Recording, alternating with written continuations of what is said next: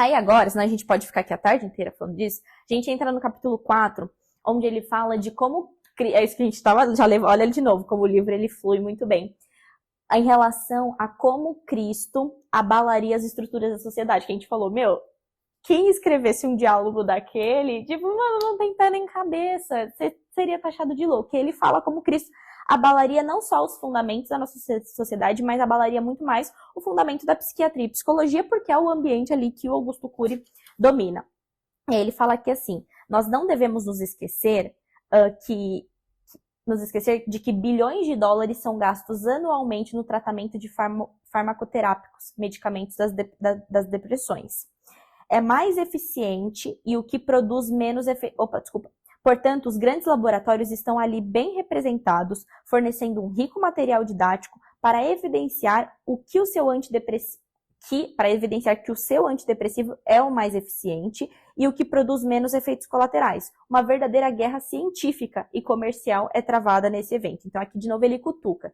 Se todo esse tempo e toda essa vontade de defender que seu medicamento é melhor fosse voltada para o estudo da personalidade de Cristo e talvez mostrar para as pessoas os ensinamentos que Cristo já trazia, se a gente tivesse seguido com o afinco que a gente segue a ciência, não estou desmerecendo, a ciência ela é importante sim, tanto é que ele fala que é importante o estudo. Jesus preconizava a importância desse pensamento, e a ciência é fruto disso. Porém, a gente filtrou de uma maneira talvez não efetiva, ou a gente esqueceu de levar para um lado. Não é demérito os lados que a gente levou, mas também poderiam ter sido adicionados mais, que é o que o Cury traz aqui. E aí ele fala, então, ele entra na parte de o homem saudável, que aí ele retorna, aí ele fala que assim, imagina, nesses grandes congressos que a gente tem, onde muito se fala de medicamentos, todos esses tratamentos que a gente quer, o que a gente está tentando fazer como raça humana?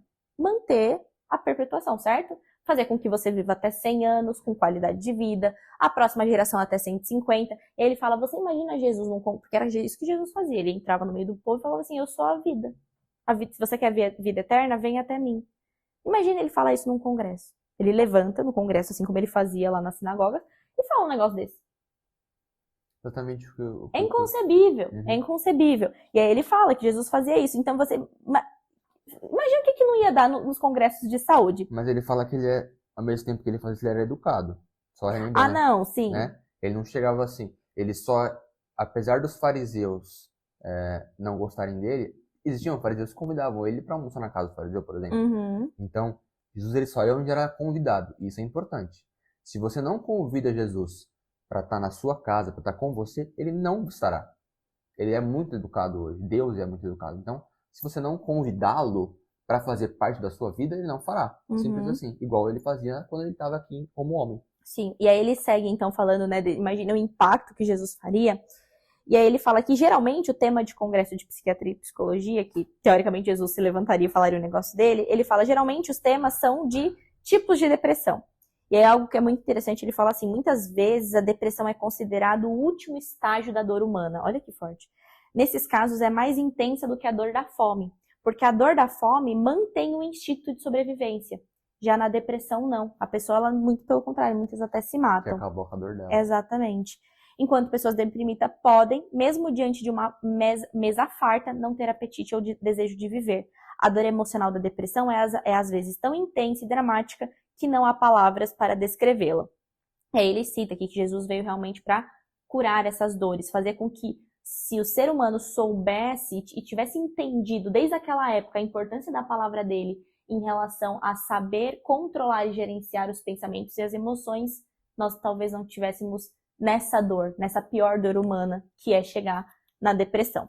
E aí a gente entra, então, esse capítulo ele é bem curto, porque ele só quer realmente levar a nossa imaginação a imaginar o quão bizarra é a personalidade de Jesus, o quão intrigante é essa figura. E aí ele entra no capítulo 5 falando de que Cristo não só perturbaria a psicologia e psiquiatria, mas ele perturbaria também o sistema político, que foi o que ele fez em relação aos fariseus. E aí ele fala assim, Cristo queria produzir uma revolução no interior do ser humano. A política, ela quer fazer uma revolução externa. Cristo, ele queria fazer uma revolução interna e a partir disso, certamente levaria a uma revolução política. É o contrário daquela pirâmide que o Taleb fala no Escrava para Pele. Verdade. É o contrário, o Taleb fala que o macro atinge o micro. Jesus ele vai pelo contrário, dizendo que o micro atingiria o máximo. Macro. A análise de Taleb, no contexto que Taleb traz, faz total sentido, mas realmente, Jesus, ele acreditava que uma vez que você começa a gerenciar seus pensamentos, você tem muito mais sabedoria para me ensinar a gerenciar as minhas emoções e que, por consequência, a gente leva isso num estilo macro. Mas o que o Taleb fala é que se você quebra o macro, você certamente atingirá o micro. Mas se você quebra o micro, dificilmente você atinge o macro. Acho que é nesse sentido, né, da ruína que o Taleb traz. Mas foi eu achei uma boa, como é que é? Colocação. Uma sacada de ter feito esse link.